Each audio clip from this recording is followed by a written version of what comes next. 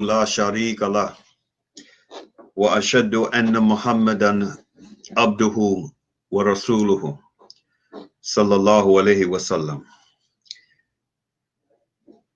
My brothers and sisters, friends, guests, I want to welcome you to this week's edition of A Conversation with El-Hajj Maurice Salah Khan.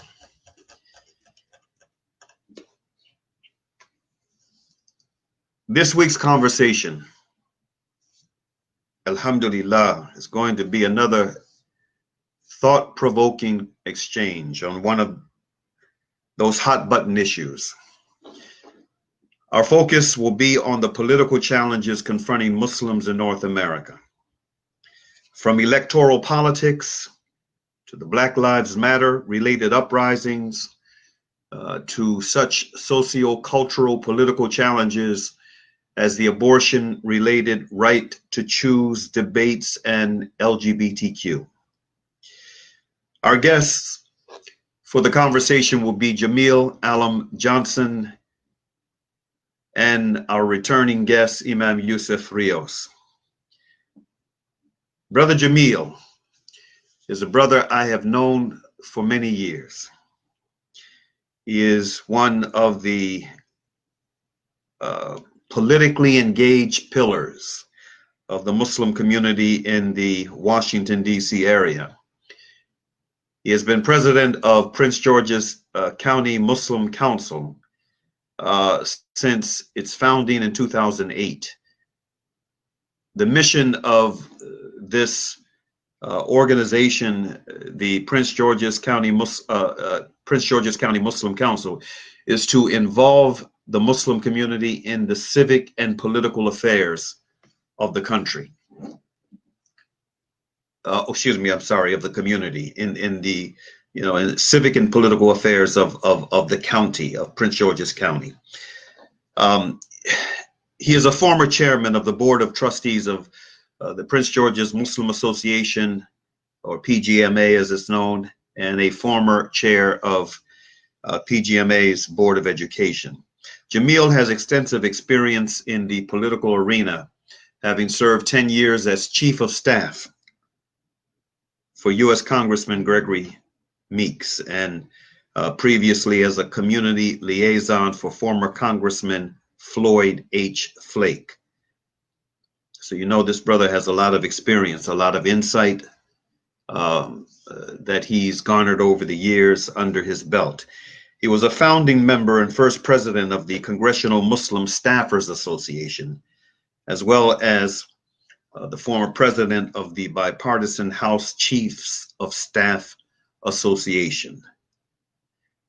Professionally, he is associate vice president in the government relations office for a New York-based fintech company.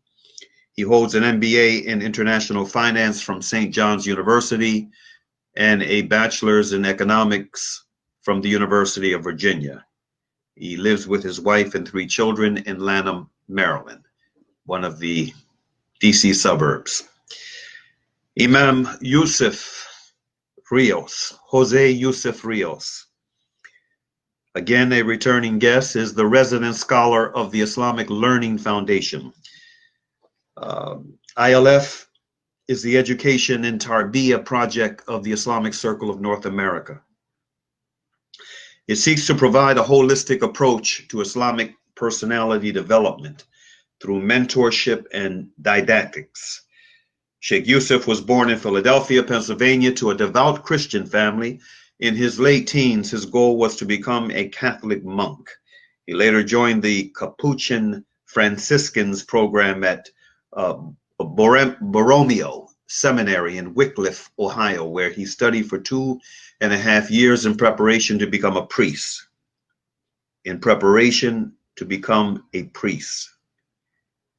During his studies at Borromeo Seminary, he studied Catholic and Western philosophy and theology. It is during this period in his life, in his early 20s, that he discovered the path to Islam. He joined the Muslim community in Cleveland, Ohio, and began studying Islam for a number of years.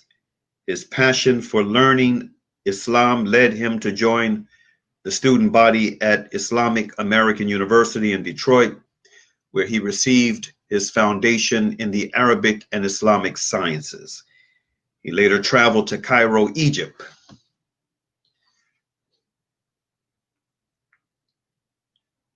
where he continued his pursuit of Islamic knowledge for many years. Imam Yusuf has a bachelor's in Western philosophy and sociology from John Carroll University and is working on a master's in Islamic sciences at the Islamic University of Minnesota. He has served as an instructor with Islamic American University, Al-Huda University, Guidance College, and the Shawkani Institute. He is also a founding member of the 3 Puerto Rican Imams Project for Relief and Support of those who suffered in Puerto Rico after Hurricane Maria. And it pleases me to also be able to reiterate the fact that this is a Salam media-based broadcast out of South Africa. So we have an international audience for this very thought-provoking conversation that we're about to have. I'm about to do something else that I haven't done before. Given the nature of this conversation, and I hope this is going to be a nice test to see how it goes. We're going to, I'm going to Facebook Live this as well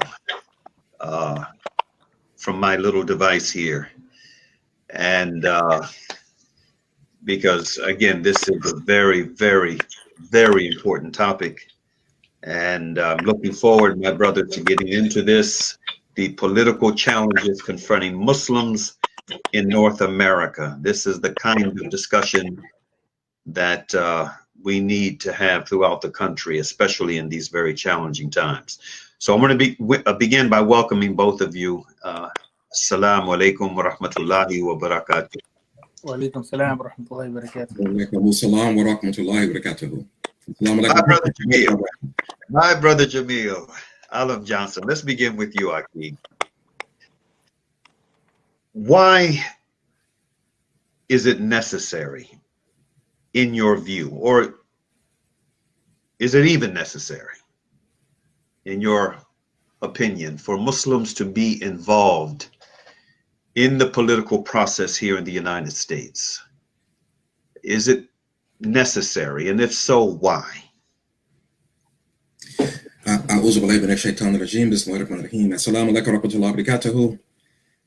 Brother Maury, Brother Yusuf, and all those who may be listening. I hope that what I speak of could be of some benefit to the audience. I have grown up personally in the political arena, and I used to actually shun it. It was really something that my mother was very involved with.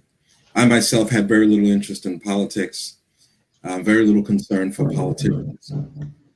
But as I grew up and went to college, I began to see, particularly in my neighborhood, how elected officials were often coming to the Black community for votes, but anytime they had resources to distribute, it went to other communities. And I realized that even when they came to the Black communities for votes, the votes were very little. It was really just enough to put them over someone else. When Jesse Jackson ran for president in '84, I got involved in voter registration. I saw how, and I'm saying this all in relation to your question, not into my own history, but I saw how much we shunned being involved as a people. So of course we were being ignored. Now, this is before I took Shahada. Mm-hmm. I did have an opportunity as I was studying Islam to work for an elected official, to work for Congressman Flake. And that's when I began to realize the workings of the political system and how some people, particularly the Muslim community, was often being used as cannon fodder in order to gin up the votes of other people and the support of other people. And that we had very little response. But of course, I heard from certain people that astaghfirullah, democracy is haram, we shouldn't be involved in this kufa system.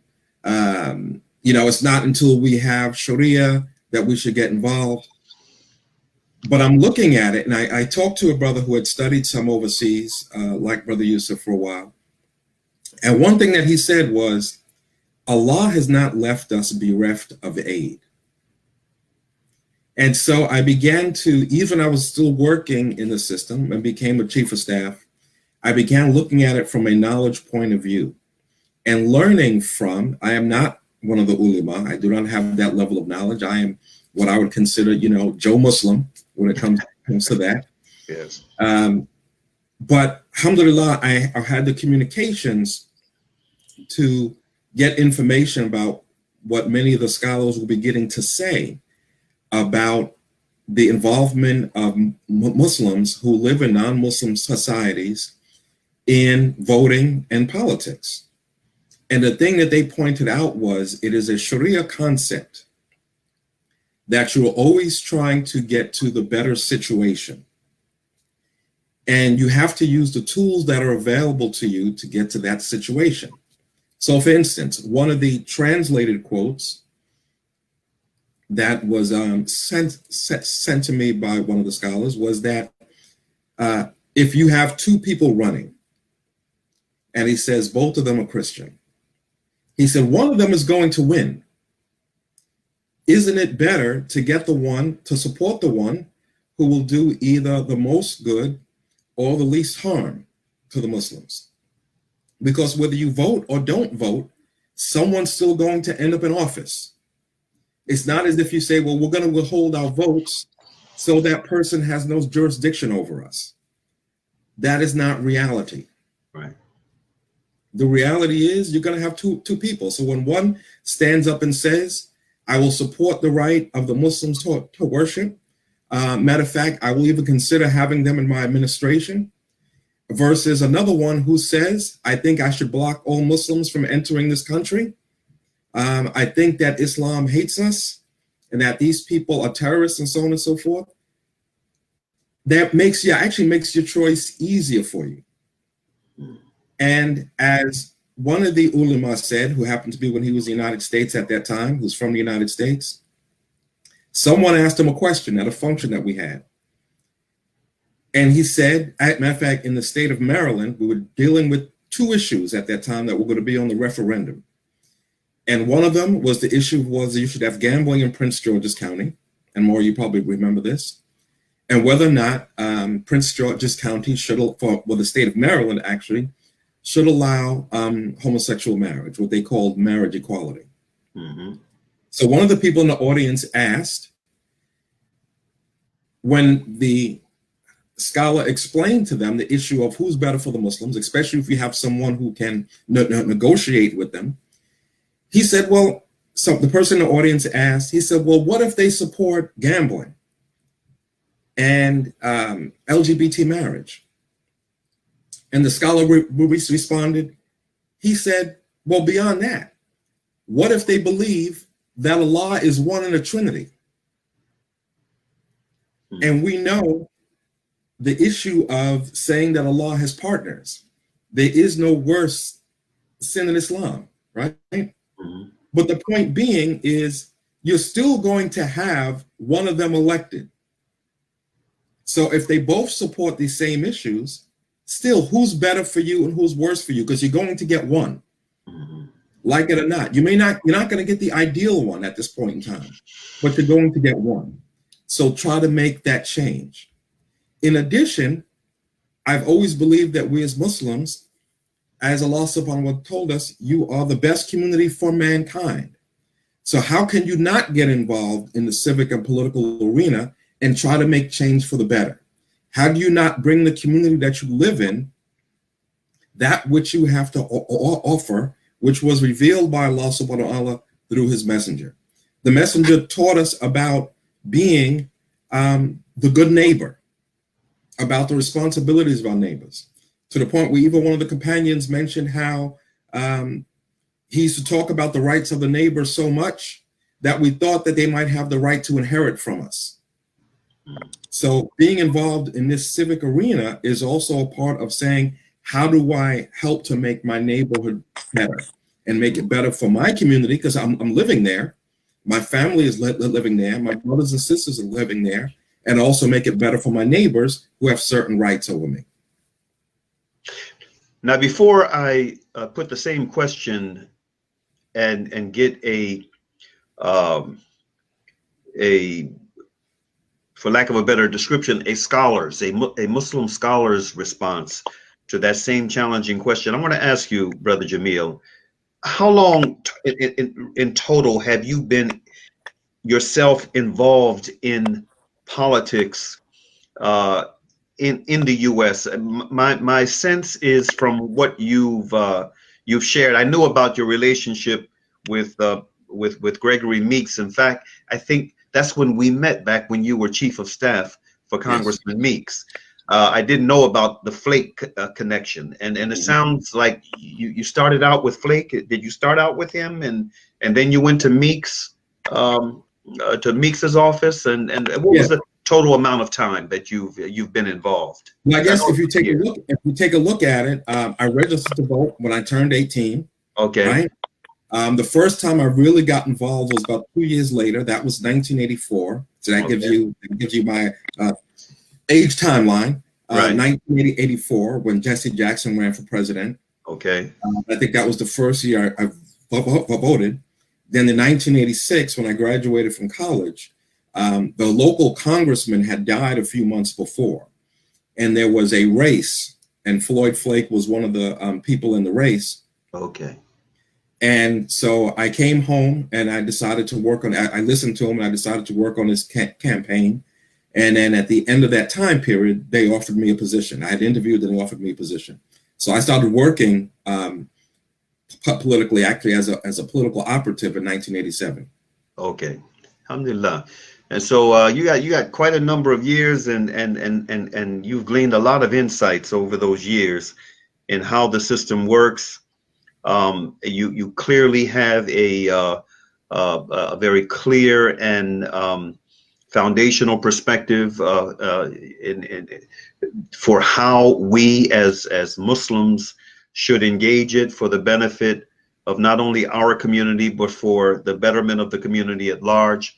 And with that said, now I'd like to hear from Sheikh Yusuf on the same question. Why should, if it's your opinion that Muslims should be involved in the political process, why should they be involved? And what, and I'm sure that you're very familiar with the arguments for and against. What is your perspective on that, Sheikh Yusuf Rios? Bismillah, alhamdulillah, wa salatu wa salam ala rasulillah. I was reflecting on this issue prior to coming on the show, and actually I did a live similar to it, but not with at this caliber, and it was in preparation for this exchange. One of the things that we have to realize, and if we don't keep this in mind, we will always fall into a dilemma with regard to our existence and our standing.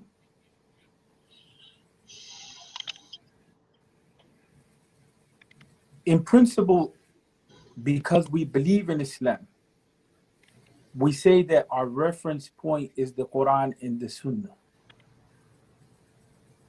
And sometimes that can be a slogan more than it is a reality. Mm-hmm.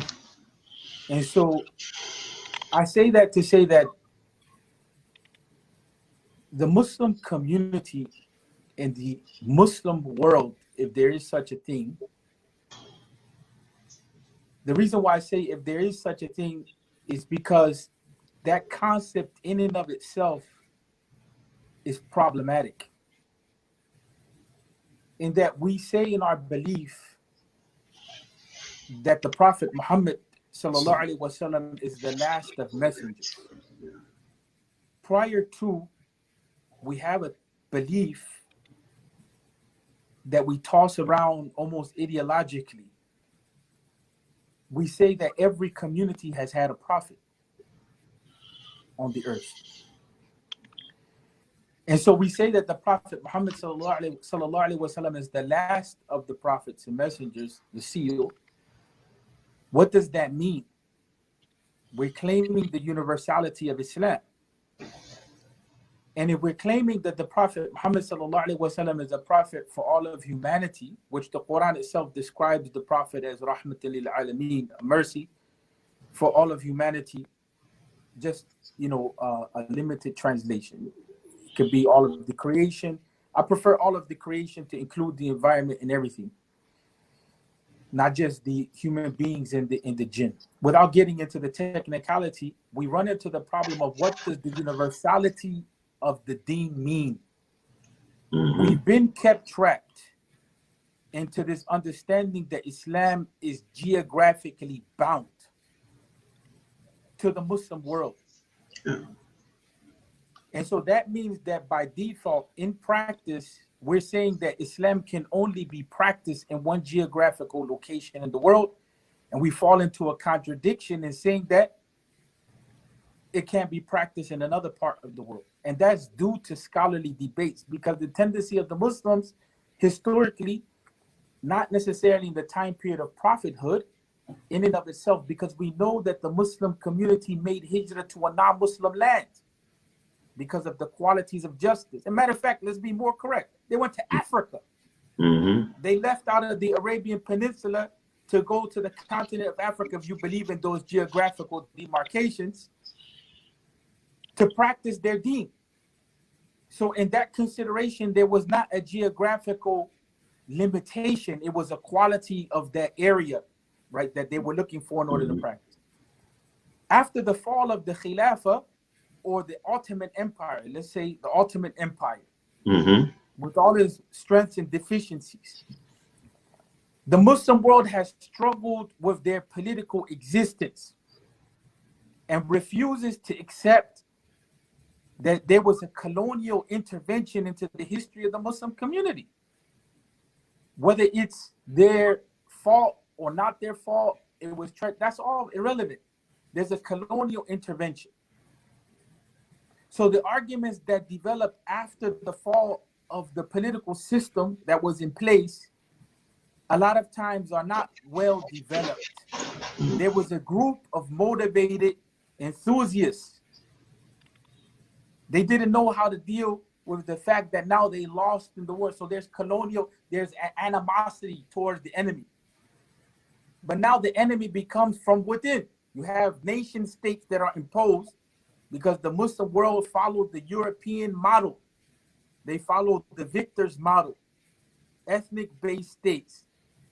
So those who have this tendency and they have in their mind, well, we had our political rule, we had the Sharia dominant. Even we're not always clear on what that means, that the Sharia was dominant. Because there was injustice that exists in the Ottoman Empire as well as some justice.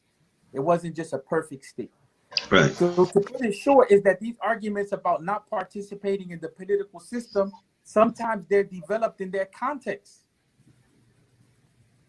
So we're in between these historical arguments that have a lot to do with the fact that the Muslims lost power, and how do you deal with losing power? And the question of who does legislation belong to, and how do we understand this apparatus that we call the state? How do we navigate? And then we're dealing with Islamic teaching, which is saying that Islam is universal. If you push that forward, it took Muslims within that 100-year period, almost 100 years, to come to the conception that we have to vote. And the same Islamists that before said we have to establish a government were the same, and within that Islamist discourse, some were saying that to engage the state is unbelief. That's because they were dealing with the enemy. They were dealing with the colonial imposition that was taking their land and forcing them into another system. So they were trying to navigate. It was all kinds of debates on that issue. Whether you had to make hijrah, how you respond. The Muslims got hit with that reality. So after some time, that same Islamic discourse, which was dealing with the political, and mind you, the Muslims were forbidden to deal with the political at the penalty of imprisonment and torture. And so the political became something that Islam is not about the political, except the power that came as it is. And then that's justified with teachings that go back in Islamic history to justify the new state. If the leader comes by the sword, then respect. All kinds of things that have come about. So the Muslim political theory has been in the working. It's in the process. It's not a given. The only thing that is a given is the principles of the deen, not the way that people think about the deen. There's no infallibility in how people have thought about the deen. And so some have put us in a bind because they're not looking at the situation of the universality of Islam. Salihun li kulli zaman wa makan is supposed to be viable for every time and place. The Muslims in the seerah of the Prophet Muhammad sallallahu alaihi wasallam were given the example of the Muslims going to Habasha, going to Africa, to a place where what is dominant is the Christian rule. What is dominant is the belief in kufr. But because there's justice there, they were sent. That's why you even have scholars like Ibn Taymiyyah, statements are attributed that the state or the political orientation that practices kufr and justice can stand, and that which has belief or iman and injustice can. So there's all kinds of thinking that are involved in that. So what has happened is that we have, I'm saying all of that to say that our thinking is still in the making. Until recently, we started talking about being involved in politics. Prior to, if you got involved in voting, it was kufr. That's the simplistic thinking that the Muslims had. Yeah.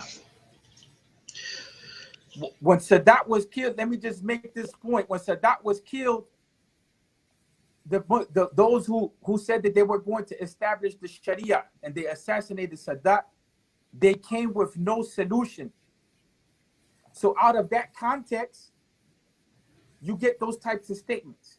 Whereas other Islamists that dealt with the political reality, they developed their discourses and began to see we have to see how we can deal with this situation that we're in. So then now it becomes the discourse of some of the ulama is a necessity, meaning an obligation to involve the political. How you get involved in the political becomes the point of discussion, not debate. Because the community has to talk about what are the courses of actions to engage in the political. Because you're now dealing with the fact that you're a citizen, whether you like it or not. And that citizenship is either complete or incomplete and comes with certain responsibilities and certain obligations and certain recommendations and so on and so forth. And so I think that, sorry for being long-winded, but I think that we need to look at it from that angle. Yusuf alayhi salam engaged the political. When Yusuf was taken out of his land, he engaged the political. And see, that's where the Muslims are constantly not thinking about the issue of what do you do in different contexts. They're assuming that they're living in a Muslim majority context and their situation is that which Islam should be dominant. But even in those contexts, Islam is not dominant. So we shouldn't allow those communities to speak for us in the environments that we're in. We don't speak for them in their situations, but what we do is stand for them when injustice is there. We're the ones that stand for them. We're the ones that exercise our civil liberties to protect their human rights. But when it comes to us existing, they tell us, no, don't exercise your civil liberties because you're going against the deen. And you see the contradiction. Yeah, there's a definite contradiction there. And, that brings me, it's interesting. You reference Sheikh Ibn Taymiyyah, and there are two quotes, and I wish I had one of them with me. I mean, one is very specific to the holding of offices and the argument that Sheikh Ibn Taymiyyah made. In fact, I'm going to, when this program is complete and we send it out for folks, I'm going to include in the description that that observation, a direct quote from Sheikh Ibn Taymiyyah in translation, where he this hardliner, this brother, this scholar who was known to be one of the hot hardliners of the Muslim era, you know, he spoke to the relevance of Muslims holding office, the righteous person holding office, the merits versus the demerits of someone who is not a fit person holding office. I'm going to make sure that we include that quote, but there's another quote that of Taymiyyah's that I have memorized because I reference it often in much of my the work that I do as a human rights advocate, where he says civilization is based on justice and the consequences of oppression are devastating. Therefore, it is said, Allah aids the just state even if it is non-Muslim, and withholds his help from the oppressive state even if it is Muslim. And that to me is a ringing lesson for us, those of us who live in predominantly non-Muslim populated states, that there is value. There is beyond value, there is a responsibility for citizens of conscience wherever they are to help their country live up to the better part of itself. Because if we don't, you know, in the same way that there is a price that is paid by individuals who engage in corruption, who engage in oppression, there is also a cost for nations that engage in the same. Now, Brother Jameel, on this issue of, you know, where we are today in the here and now, in the opinion of many, even members of his own party,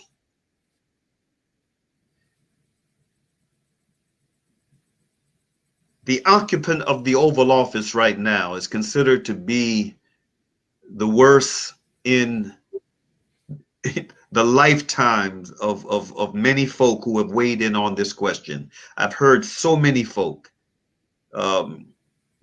share the opinion that this is the worst president of my lifetime. And I've even heard some Republicans make this observation. Mm-hmm.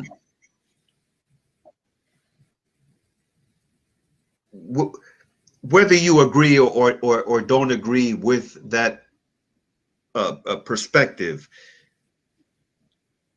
what is an undeniable fact is that we are in very, very challenging times. The combination of the coronavirus pandemic and the impact that it has had on America and other nation states around the world, coupled with where we are right now in terms of the spotlight, not just a national spotlight, but an international spotlight being on America's criminal justice system, with heavy emphasis on policing and how policing has been done in this country. We have seen something that is unprecedented. Certainly in my lifetime, I've never seen anything like this, where you've had the width and breadth and consistency of demonstrations, north, south, east, and west in this country, as we're seeing today, and the effect that these demonstrations have had on folk in other nations. There have been demonstrations in solidarity to what's going on here in America, in Europe, and in Africa, and in Asia. I've never seen anything like this before. I mean, we are at one of those potential tipping point moments. When I had Sheikh Abdullah Hakim Quick on for a conversation a few weeks ago, he referred to this as an opportunity, this moment that we are in as a nation, as an opportunity for a reset. Mm-hmm. With that being said, Brother Jameel, there is a tremendous amount of debate going on right now about the nature of these demonstrations and whether or not Muslims should participate. Now, the vast majority of the opinion within the Muslim street which is demonstrated by the young Muslims that are out in the street, and some older Muslims.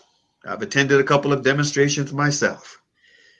Is that, you know, we should be there. We should be there. We have an obligation to be a part of this movement that's taking place. But there are others.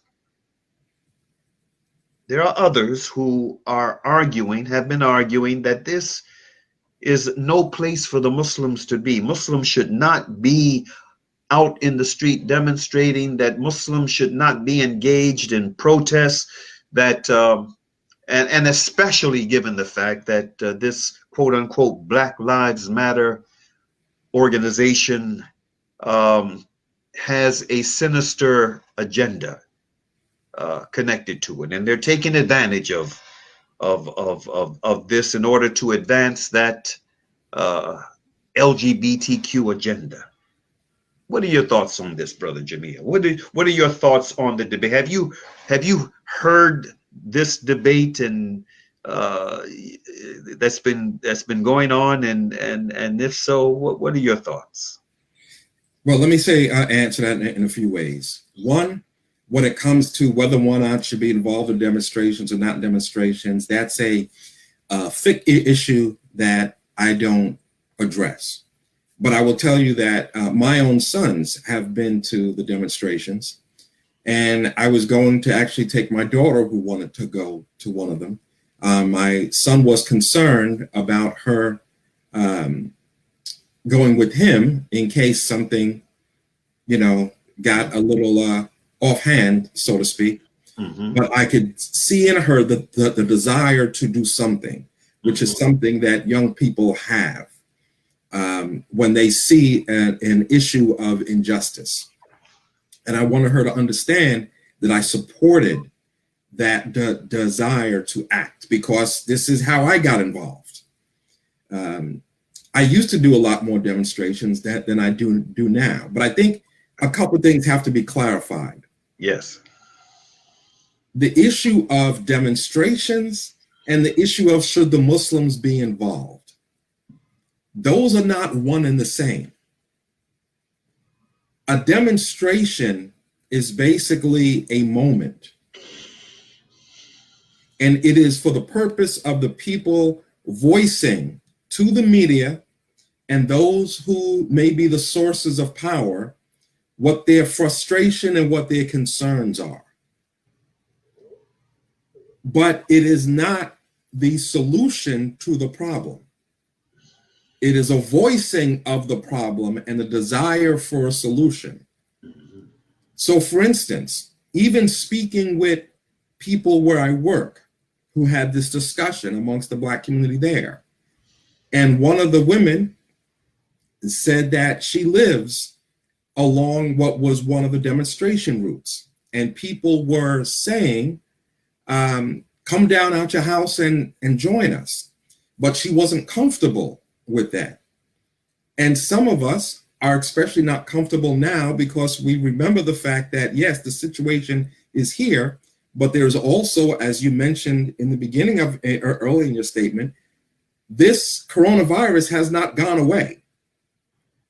Us being upset with the police hasn't affected this virus at all. Mm-hmm. So there are some of us, and especially, you know, myself being an older person, said it's probably not as wise for me to be a part of that, particularly at this point in time. But it doesn't mean not being involved in trying to find solutions to the problem. Because as Muslims, we have an obligation to what are we taught to do? Enjoin that which is good and forbid that which is evil. Racism is an evil. Oppression is an evil that Allah subhanahu wa ta'ala has forbidden even for himself. And usually the oppressor has the mindset of being superior in some way over the oppressed. The only one who is truly superior in this existence is the creator of the existence, Allah subhanahu wa ta'ala, and he has forbidden oppression for himself. So as Muslims, we have an obligation to be involved, no matter what our race and color, our ethnicity, our nationality, because we see something which is haram, and we're supposed to try to stop it with our hands if we can. If we can't do that, we ought to speak out against it. And if we are not able to do that, at the worst, we should feel bad about it in our hearts, but that is the least act of faith. So the Muslims are supposed to be involved. When it comes to the issue of Black Lives Matter, remember, Black Lives Matter is two things.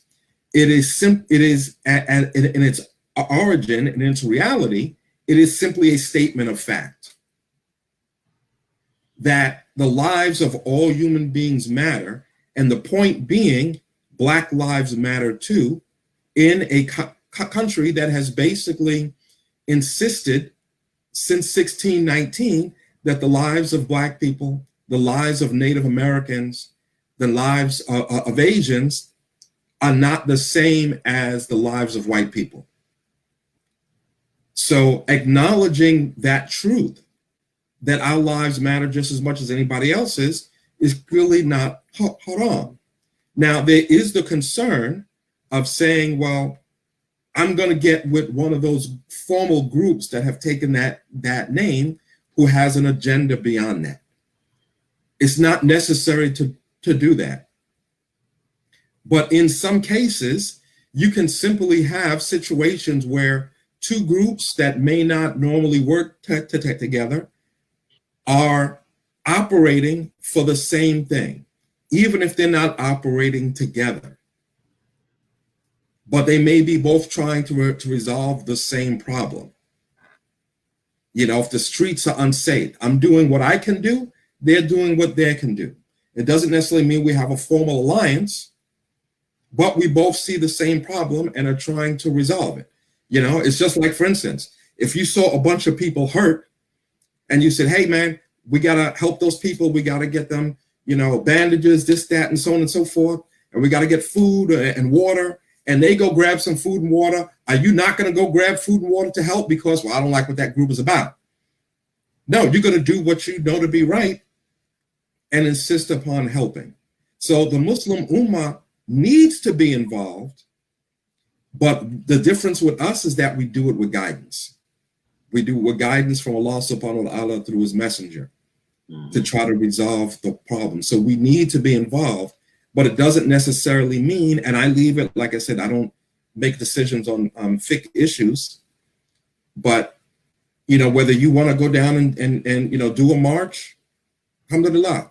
If you decide that's not for me, alhamdulillah too. Well, you know, I kind of stopped doing a lot of the marching in some cases because I simply saw things go on when I used to do them, even with the Muslims, that simply went out of hand. Because some people let their emotions get to them, and now where they're supposed to be doing for good, they do harm to other people who have not done them harm because their emotions are ginned up at this demonstration. And after seeing that a few times, I said, well, you know what? That's not the way I'm going to go about it anymore.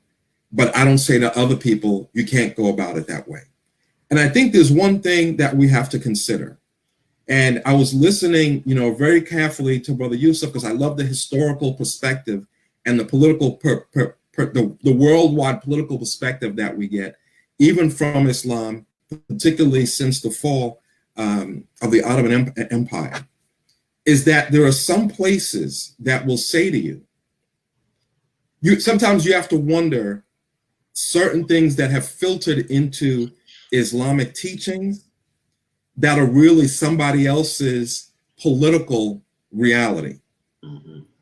And so they come and tell you, you shouldn't do this as a Muslim because they don't want Muslims where they are doing it. And they're not taking into consideration the circumstances that you're in. One of the statements I once heard from one of the ulama at a Harvard Islamic Finance conference, someone in the audience asked a question about political giving and whether or not it's like, the point is it like bribery to someone who's running, or is it more like a donation to someone? And he said, could one of the scholars answer? So the moderator, I was on the panel at that time, the moderator turned and said, Brother Jameel, do you want to answer that? And I said, no. He said, can one of the scholars answer it? There was only one in the room who was still in the time, because the scholars panel had been the previous panel. So when they turned to the scholar to ask him, now the scholar was from, there were like 3 or 4 scholars in the panel. I think he was from the Far East. His response was, you need to ask somebody who's from here. Yes. And I always thought that was one of the wisest things I've ever heard him say, because he didn't take it upon himself, not knowing the American political system, to give a fatwa on what's right and wrong. He hadn't studied it. He may have studied the deen, but he hadn't studied this system and how best to apply it. So instead of just giving any answer, he said, you need to ask somebody who's from here, who understands the system. So I'm kind of hesitant on some of the things that people have said over the years about political involvement, demonstrations, and so on and so forth, because the question is, what situation and circumstance are they applying it to? Alhamdulillah. You know, Sheikh Yusuf, in a number of your Facebook live presentations over the past few weeks, you've emphasized that point. You know, the importance of Muslims in America not looking overseas for answers to some of the challenging issues that we are faced with here within our American context. Go ahead and give your own perspective on the question and raised and what our brother Jameel had to say, the perspective that he shared. I want to embellish on what our brother Jameel says, and I want to extend it out a little bit. And I know sometimes in these forums, you know, we don't get to really clarify all of our thinking. But there's something that he said about understanding the system, which applies to the issue of what he was saying about protesting and so on and so forth.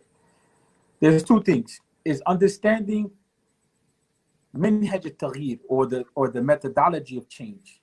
How do you bring about change when you talk about enjoining the good and forbidding the evil? But not only that, we have a characteristic of the Ummah that yad'una ila al-khayr, that we call to the good before commanding to the good and the evil. We call to it before commanding, right? And joining in. And so that's another characteristic that we fail to look at. Like, what type of work are we doing to, you know, to basically call people to the good in the society before we're saying that we're enjoining the good and forbidding the evil? We're not calling people or educating them in the way of prophethood. So we're not creating that environment where we create that space where the values of revelation are known. Forget about us. Forget about saying our values, but the values of revelation, because it's really about the revelation. We're just a means to communicate the values of revelation in terms of our task and our identity. One of the issues that comes up is that there's not just protests going on. There's rallies going on. There's actions going on. And so a lot of times, you know, before we come to a judgment, الحكم فرع عن التصور, before we can come to a judgment, we have to conceptualize the issue. That's the principle in scholarship. People are not conceptualizing the issue properly. And I have said this to a number of imams. Have you been out there, you as a leader? Or are you talking from what you're seeing on the internet? Okay, if you're from what you're seeing on the internet, are you doing your research solidly? Because part of the issue that people are using is a logic which becomes fuzzy. There's a conspiracy, there's an agenda. We're falling into an agenda. Like, we're not agents that are active and capable of also directing the flow of things. That's part of strategy. You know, you take and you seize the opportunity, right? Whether it's in business or war, whatever, you also seize opportunities when they come. So first we have to understand, you know, what's going on out there. We have to understand what's going on out there. There's a lot of political actions that are there. You know, there's a lot of different strategies that are being being used, and there's a lot of people that are out there. There's Congress representatives that don't agree with the system. There's professionals, there's teachers, there's believers, there's unbelievers. So this is a movement that has gone beyond LGBT, it's gone beyond BLM. Where do you stand in calling to the good? Not just to say that you're just going with the flow. So that's the part of the problem that, you know, we also ourselves as a community, we live in a bubble, so we're not even talking about this thing in the right way. There's so much that's going on. There's actions, there's petitions, there's dialogues with local government. You know, there's dialogue with the union itself is in a dialogue. That's right. With the police union. We're even in a dialogue where theorists are saying, well, can the police be considered workers? So the labor movement is involved. There's a number of different people that are involved in this. So we have to characterize it properly. And then we have to say, what are the different strategies that are we going to use to talk about bringing about change or enjoying the good in a situation where we have to say, because we don't like to say, black folk are being killed, Muslims. Where do you stand on black folk being killed? Are you just saying that our only position is just to talk about LGBT? When I just prove in a discourse, I can construct and say that there's more going on than just LGBT. There's more than this, just that agenda. There's a restructuring of capital. There's a defunding effort that's talking about the shifting of funds to other places in services and in government except just policing. There's a discussion on the nature and the structure of the society. So they're just focusing on the issue of sexual orientation and identity, and they're not looking at the other issues that are going on. And so it's hard to come to a judgment with a community that wants to only talk about things with one set of issues. And then also a community that's painting itself as non-actors in historical reality. It's just passive people that are being acted upon. This group is acting upon us and we have to defend ourselves. Whereas the Sharia, the values of it say that there's an aspect of the objectives of the deen which are conservative. But there's another aspect which is progressive. Meaning, what are you? It's not just about preserving your values. What are you doing actively to ensure that there's growth and cultivation and you're sharing your values? In other words, يَدْعُونَ إِلَى الْخَيْرِ. How are you calling the people to the good? Where's that presence? لِتَكُونْ مِنْكُمْ أُمَّةٌ. Right? يَدْعُونَ إِلَى الْخَيْرِ. You have to have a presence. Where's your presence? Where's your representation on the ground so people have an understanding and your contribution to society? So I think that the way that we talk about these things is not properly characterized. We're letting talking heads come in. We're not scientific. Where's the political science? Where's the sociology? We're talking about hidden agendas.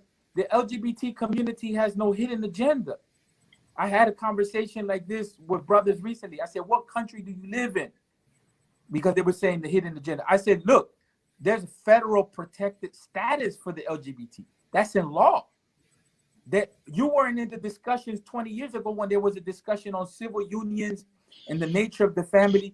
There's no hidden agenda.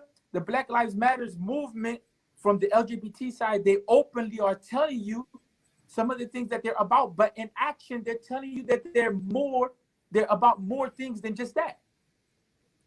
You understand what I'm saying? But the Muslims are saying that we're pro-society, pro-goodness, pro-justice, but then in our actions, we're showing that all we care about is a judgment on the LGBT community. And we have been saying for a long time that we don't care about Black lives because of the way that we have been dealing with the African American community and its existence as a Muslim community and in general as its existence as a people. What have we done to support the African American community? As a matter of fact, we have sidelined the African American community, the Muslim community. The discourse in America politically from the Muslim side has nothing to do with the situations and conditions and concerns of the African American community. We've actually have moved it for a long time to just be about foreign policy or Islamophobia, which, and I mentioned this before, which ISPU as a Muslim think tank wrote an article to influence the political process. And in that, was a mention of Islamophobia, and there was a discussion in that paper that Muslims would not unite on the issue of racism, but they would unite on the issue of Islamophobia.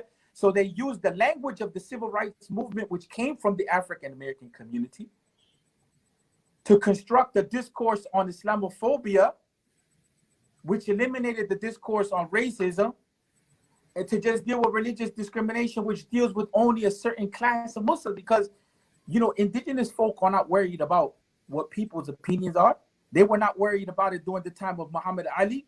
They were not worried about it afterwards. As a matter of fact, indigenous folk went and pushed the system to change from Cassius Clay to Muhammad Ali, changing legislation. We know that some communities have even changed zoning laws. Masjid Bilal in Cleveland, they changed the zoning law so that the masjid can face the Qibla. So it has come out of, the community has come out of struggle and influence. But what has happened is there is an accommodationist philosophy in part of the Muslim community. And so now as a Muslim community, Islamic movement is saying, hold up, we went the wrong way. Now we have to have a discussion about our role and our place in the society and in the political process and our objectives. We cannot just only be focused on the concerns of the Muslim world, because we have to be focused on our existence and our continuity. So then how do we achieve change for ourselves? We can't just be focused on protecting our rights. We have to be full participants in the society to exercise sovereignty through our citizenship and also share Islam. I don't want to be long-winded on the issue, but we're a work in progress. Mm-hmm. Our political philosophy for the American or Western context is deficient. It's deficient on analysis. It's deficient in understanding ourselves. Matter of fact, we didn't talk about being the good citizen till after 9/11. Most of prior to that, our psychology was outside of the American context, with the exception probably of the Ward of Deen community. We didn't see ourselves as part of this society. And our scholarship told us we were not part of this society. Mm-hmm. And there's a lot of documentation to that. So we have to understand what's going on the ground, what is put before us as far as theories of change. You know, and I had this discussion with Imam Malik Mujahid. And we know Imam Malik Mujahid's Sound Vision from Sound Vision. We know his influence on the system, how he has participated politically for a long time. And he's a Pakistani brother of origin. And how he has contributed to the change of healthcare law in the Illinois area, which impacts all of the community. How he has pushed for the Rohingya and so on and so forth. And yes, we have had that conversation that there is no real solid understanding of how to influence the system in much of the Muslim community. They're not active. So if they're not active and involved, how can they be speaking? And this discussion is taking place within ICNA right now as well. The necessity of having a discourse and a set of actions which talk about how do we deal with this context. MASH tried to do that for a while, but Mehdi Bray was on the forefront of that, an African-American leader, and it kind of just dissipated. So we have not really invested in it properly. Now we only have a discourse of Islamophobia. CARE is renewing itself and saying, well, you know what? Yes, we've been a one-issue people, like the Catholics are a one-issue people. They only deal with abortion and forget about social justice, rights of the poor, whatever. But the Muslims have only focused on Islamophobia. So now that the African-American community its existence is under threat, not just from police brutality, but from the prison system, from poverty, from a number of different issues. Now that is the discussion, now we want to get into the discourse on propriety and halal haram of being involved in sexuality, this and that. Like if the African-American community doesn't exist, and we're being told to say, oh, let's think about this from the angle of a LGBT agenda. You know, so then how do we come to the issue of enjoining the good and forbidding the evil in the case of the African-American community? Are we telling the African-American community, suffer your brutality, your bumps? And we could say the same thing for the Latino community. You know, following the same problem. Right now, we have 2 Latinos that were murdered at Fort Hood, the base. Yeah. And so, you know, and a lot of other issues. There was a young boy that was shot like 20-something times. So where is our due process before law? Yeah. The system is supposed to be a system of due process. So there's a lot to be said, but we have to as organizations, as a community, we have to really talk about what it is that we're doing and how we're going to approach this, because our conversations are not right. We are at the end of the program, and I'm going to invite both of you to share some final thoughts. And you can take your final thoughts wherever you want to take them. But before you do, I want to add just a little bit of food for thought on this Black Lives Matter LGBTQ controversy debate that has been, unfortunately, I consider it unfortunate, raging in certain quarters of the Muslim community as a result of what we've been seeing in the streets. My own perspective is that, you know, all of humanity is divided basically into two types of people: good people and bad people. And you find good people and bad people among all stripes of folk. One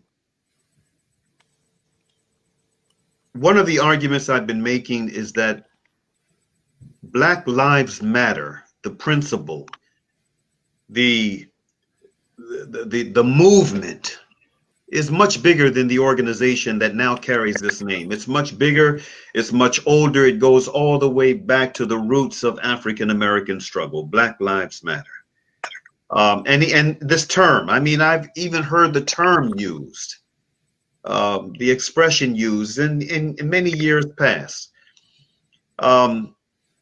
With that being said,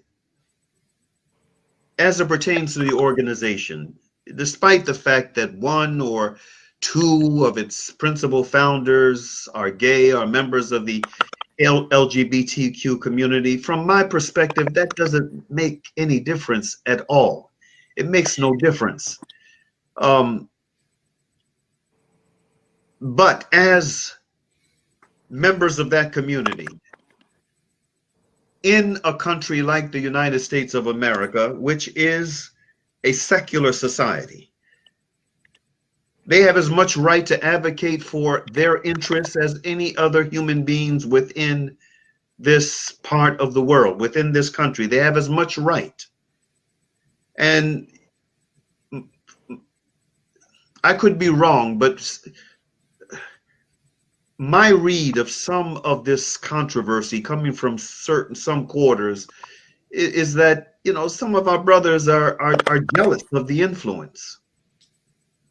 Are jealous of the influence that some of these folk who belong to that community, the LGBTQ community, have been able to generate, the kind of influence that they have been able to generate as a result of the work that they have put in for what they consider to be their priority. And what we should be doing is seeing this as a positive challenge to put in that same kind of work for what we consider to be our priorities. But getting back to the point of the Black Lives Matter organization, and I am not a part of the order. I'm not a card-carrying member of the organization, but I respect what this organization has done. I support much of what this organization has done. Most of what this organization has done, I am down with it. I am supportive of it. And I admire the work that's been put in. But one of the things I did when this controversy first started to rise, and you know, I wanted to check out the backgrounds, the personal biographies of the principal founders of this organization. And they have very impressive activist backgrounds. They put in the work. Above and beyond LGBTQ issues, they put in the work on issues affecting the Black community. And that is something that should be, certainly I respect it. Let me also say, I've referenced this in a couple of responses I've given to some of my more learned brothers, you know, when I say learned, more learned in terms of, you know, Islamic theology. You know, they've studied it, you know, places like the ones that you've studied at, Imam Yusuf. I credit them with having more, knowledge of the theology and the fiqh and the other relevant issues as it pertains to the sacred knowledge pursuits of Islam. But sometimes they fall short on just practical application, in my humble opinion. But one of the things I've said to some of my brothers is that especially when they reference Malcolm,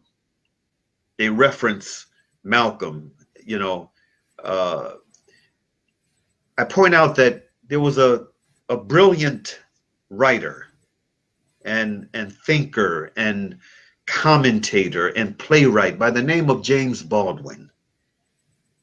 That Malcolm, El-Hajj Malik El-Shabazz, in his pre-Hajj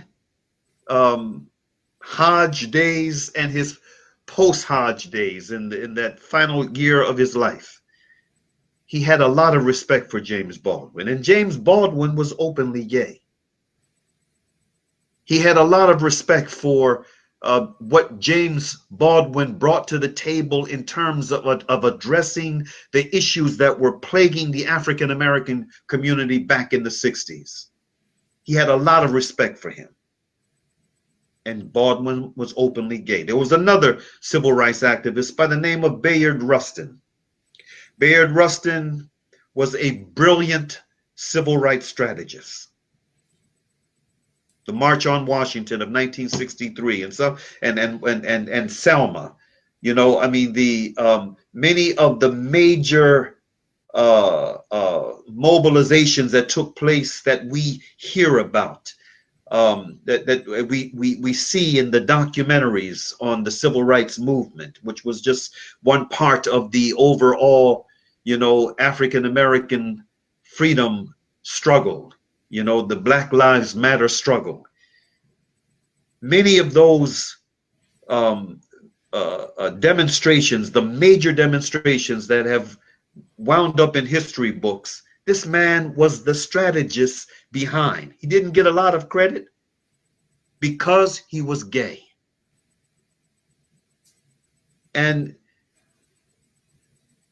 But he was respected for what he brought to the table. And I cite this as a way to say to my brothers and sisters, and especially my African American brothers and sisters who are Muslim and non-Muslim, we are a people with a very unique sociological experience, unlike any other people, in this country and possibly in the world. Very unique sociological experience. That our experience is one rooted in having to struggle against bigotry, having to struggle against oppression, having to struggle against state-sponsored terrorism. We should be the last people to just pursue a campaign of bigotry against others on the basis of who they are. We should be the last people. And so I personally counsel young Muslims when they, and older brothers and sisters, when they come to me for my opinion,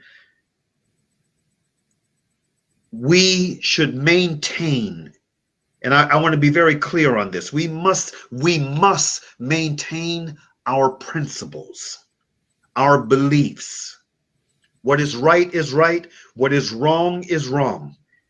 And we maintain our beliefs and principles on these matters. But we don't use our beliefs and principles as a hammer against, other human beings because of who they are and where they are in their lives, in especially a country like America, where anything goes. And we have to, our beloved Prophet sallallahu alaihi wasallam, he was a man of compassion. He was a man of justice for all. And this is what we must strive to emulate. You know, this is, for me, the most important part of his sunnah. You know, it's far more important than the beard, far more important than the, you know, the other things that we tend to emphasize in our ritualistic approach to Islam. There are things that are far more important. And so with that said, you know, I just wanted to throw that out there as my own position on these what I consider to be fruitless debates. And in fact, I'll end on this note, my own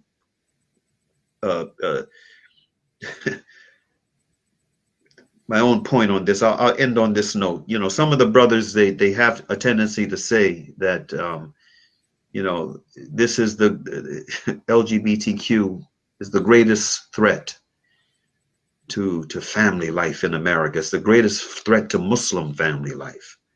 And subhanAllah, that is simply not so, in my humble opinion. The greatest threat to family life for Muslims in this country is, you know, separation, divorce, not having healthy families, you know, this allowing, you know, these gulfs, generational gulfs to rise up and split, you know, the level of love and respect and compassion that we are supposed to be having within our families. These are the things that are most, you know, that are risking our families the most, in my humble opinion. And with that, I will stop, and I will begin with you, brother Jameel, and then Sheikh Yusuf. You know, just give us some closing thoughts, whatever you feel you need, is what's on your heart to share on this issue of the challenges facing us today before we close out the program, inshallah ta'ala. Brother Jameel, you first. Okay, well, I'm going to be very brief because I know we're over time, so this will take less than a minute. First and foremost, we have to remember what we were created for, which is the worship of Allah subhanahu wa ta'ala. That's right. And it is our deeds, the ritual ones, of course. We have to make our salah, we have to fast, we have to do those things as part of strengthening our iman. But the issue is, what are we doing to help our fellow human beings? What are we doing as a community to take a look at situations that are difficult? It could be healthcare, education, political empowerment, economic empowerment, whatever the case may be. What are we doing and coming together to help solve those problems? That will be the best dawah for the community at large around us. That will protect our community, and it will help us to expand outward, expand that bubble that we're in, expand it outward so it covers other people to count for us on the day of judgment. It's the only thing that matters in this life is that which counts for us on the day of judgment. And I will finish by this one read regarding the issue of, going back to your first question, of political involvement in Muslims. And this is from Sheikh Muhammad Salih al-Munajjid, who was a student of Sheikh bin Baz and Ibn Uthaymin. In a situation where there is no worthy candidate, then the vote should be given to the one who is better and more trustworthy than the other candidates. Votes should be given to the candidate that one believes will give people their rights, prevent oppression, and so on. If it is thought that a particular candidate or party will be of benefit to the general public in their day-to-day affairs, then the vote should be given to him. And by voting a particular party, it will not be considered that one agrees with all of their ideologies and beliefs. At times, voting becomes necessary. Sayyidina Abu Bakr radiallahu narrates that the Messenger of Allah sallallahu alaihi wasallam said, if people see an oppressor and don't prevent him, then it's very likely that Allah will include all of them in the punishment. Therefore, and this is in the Sunans of Tirmidhi and Abu Dawood, therefore, if you see open oppression and transgression, and despite having the capability of preventing this oppression by giving your vote, but you don't do so, then in the light of this hadith, you will be sinful. Alhamdulillah. Thank you, Brother Jameel. I'm sorry, go ahead. Correction, just because the way I was reading it up and down, I said it was Sheikh Muhammad, so that was actually what I'm reading above it. This was from Mufti Muhammad ibn Adam al-Qatarawi, Abdel Ifta, and who was a student of Mufti Taqi Usmani. Shukran. Sheikh Yusuf, your closing thoughts, my brother.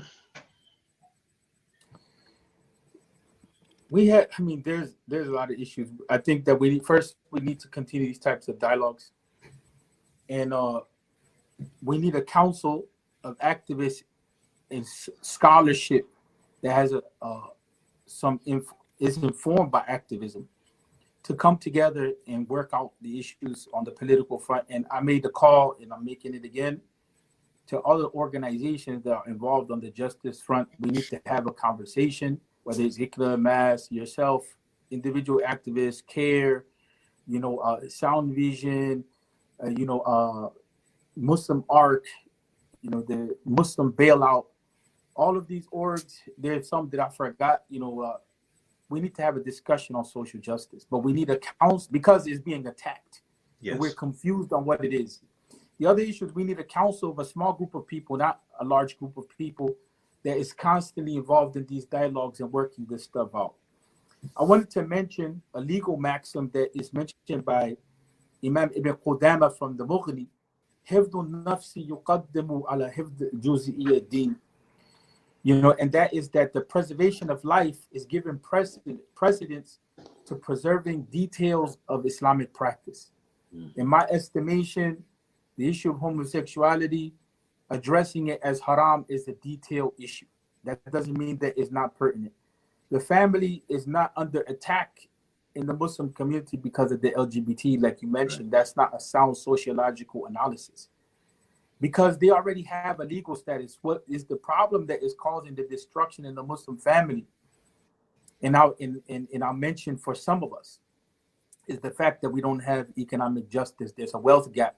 It has collapsed the role of the man to be able to provide on some fronts in some communities. Mm-hmm. Also, there's a lot of trauma in Muslim families. It's unhealthy emotionally. Right. What's going on. There's psychological issues. There's values issues as well. So the Muslim family, if we want to take anything from this, we have to go back and see what are the actual causes. It's not throw, ideological slogans around, and that comes from the over-perceived threat or the exaggeration. The Gallup poll says Americans exaggerate in how they look at the LGBT community. Because the LGBT community is so good and effective at organizing and putting its stuff out there, it looks massive, but it's only a certain percentage of the population. If you really have the issue with anything, we should be talking about healthy sexuality and our understanding as Muslims, right? In our understanding as Muslims, we have a problem with sexuality. We have a problem with how we deal with those issues. So another thing is that we have to talk about the theory of change. We are opposing working on yourself as an individual to social change issues. You know what I'm saying? And so we're doing a bad service to Islam because we're not talking about our theory of change. It's not just about individual reformation. We're not neoliberals. We're not Christians.